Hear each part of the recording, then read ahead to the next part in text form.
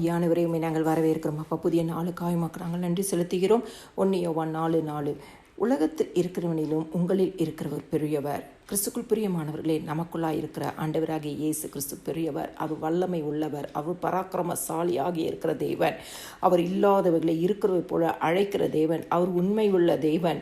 அவர் சர்வ வல்லமை உள்ள தேவன். அவர் நமக்குள்ளாய் இருக்கிறார். இதை நாம் விசுவாசிக்க வேண்டும். கர்த்தராகிய இயேசு கிறிஸ்துவின் நாமமே எல்லா நாமத்திற்கும் மேலான நாமம். யோனா என்ற ஒரு மனிதனுக்கு கர்த்தருடைய வார்த்தை உண்டானது.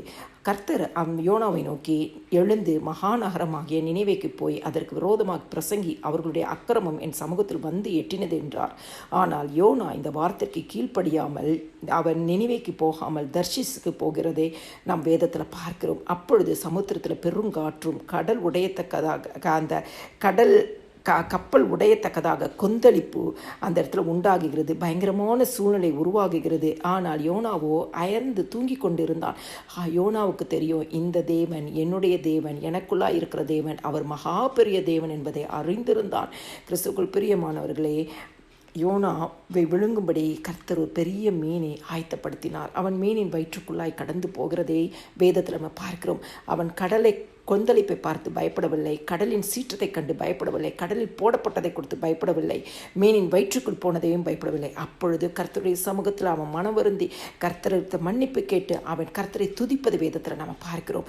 இந்த நாளிலும் அவனுடைய எல்லா சூழ்நிலையும் கர்த்தர் அவனோடு இருக்கிறதை அவன் அறிந்திருந்தான்.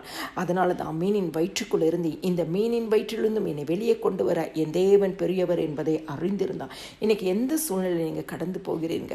கடல் கொந்தளிக்கிற ஒரு சூழ்நிலை இல்லை, அந்த கப்பல் உடைக்கப்படக்கூடிய ஒரு சூழ்நிலை, அப்படி நெருக்கத்தின் பாதைக்குள்ளே கடந்து போகிறீர்களா? ஆண்டவரே, நான் மூழ்கி கொண்டு இருக்கிறேனே, என்ன நடக்கும்னு தெரியாதே, எதிர்காலம் பெரிய கேள்விக்குறியாக இருக்கிறதே, இப்படிப்பட்ட ஒரு போராட்டத்துக்குள்ளே நான் கடந்து போய் கொண்டு இருக்கிறேனே என்று சொல்லி அங்கலாய்த்து கொண்டு இருக்கிறீர்களா?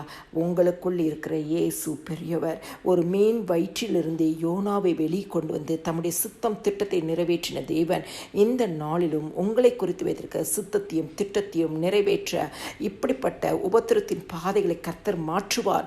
உங்களுடைய வாழ்க்கையில் அனுகிரகமான வாசல்களை கர்த்தர் திறந்து கொடுப்பார். நீங்கள் தேவ சமூகத்தில் கர்த்தருக்காக காத்திருந்து கர்த்தரை நோக்கி சத்தமிட்டு கூப்பிட்டு துதிக்க ஆரம்பிங்க. கர்த்தர் உங்கள் பிரச்சனைகளுக்கு முடிவை தருவார். எல்லா துதியும் கனமும் மகிமையும் ஸ்தோத்திரமும் என் ஆண்டவராக இயேசு கிறிஸ்து ஒருவருக்கே செலுத்துகிறேன். ஆமேன்.